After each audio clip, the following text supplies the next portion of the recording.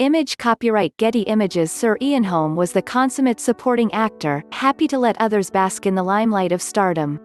He built his career in the theatre with the Royal Shakespeare Company, later wowing critics in Richard Eyre's National Theatre production of King Lear, and electrified audiences in Harold Pinter's The Homecoming.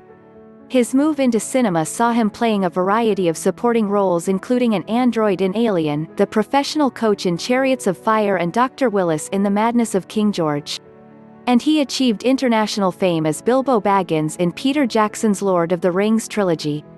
Ian Holm Cuthbert was born on 12 September 1931 in a psychiatric hospital in Goodmayes, Essex, where his father, a psychiatrist and a pioneer of electric shock treatment, was the superintendent. His mother was a nurse. He suffered from anxiety as a child and was bullied at his private school, where he took refuge in a love of drama. A chance meeting with the noted actor-manager Henry Bainton saw him enrolled at RADA in 1949.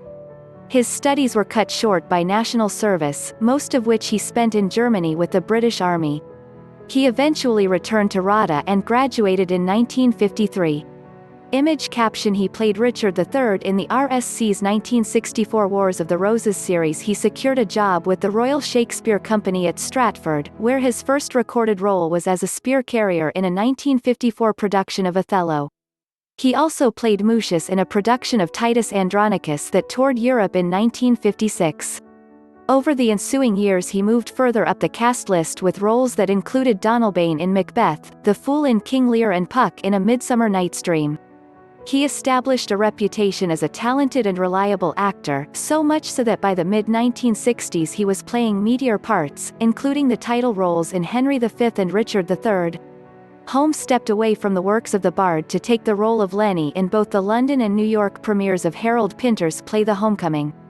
Appearing in the latter won him a Tony Award. Stage fright: he made his first foray into cinema in John Frankenheimer's film of The Fixer, based on a true story of a Jew falsely accused of murder in Tsarist Russia. It was just one of more than 90 films in which he would appear. Holm became the master of the sound, supporting performance in a variety of roles. During the 1970s these included David Riccio in Mary, Queen of Scots, and Yakovlev in Nicholas and Alexandra. In 1973 he reprised the role of Lenny in the film version of The Homecoming. Image copyright Ronald Grant. Image caption: he found the filming of Alien an unpleasant experience. For a time he had parallel careers in both theater and cinema. But he had a history of depression and was finding stage appearances more difficult. The crack-up, as he later termed it, came during a 1976 production of The Iceman Cometh, when a sudden attack of stage fright forced him to stop performing.